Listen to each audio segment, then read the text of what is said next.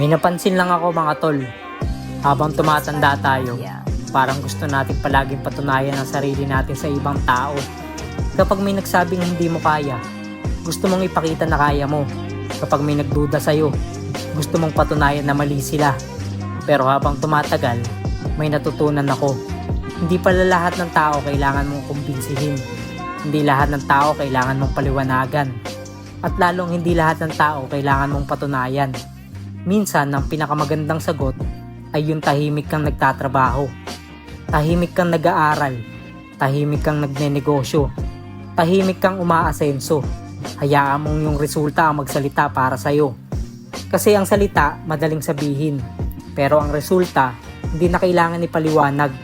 Kaya kung may mga taong hindi naniniwala sa'yo ngayon, okay lang. Hindi mo trabaho na baguhin ang isip nila. Ang trabaho mo ay pagbutihin ang ginagawa mo araw-araw.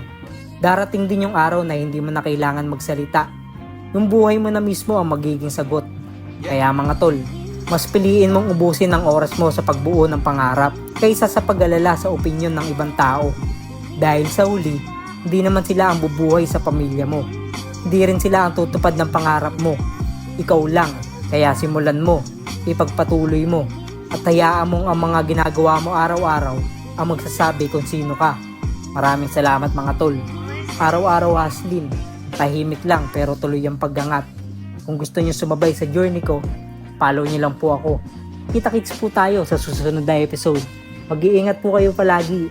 Stay positive.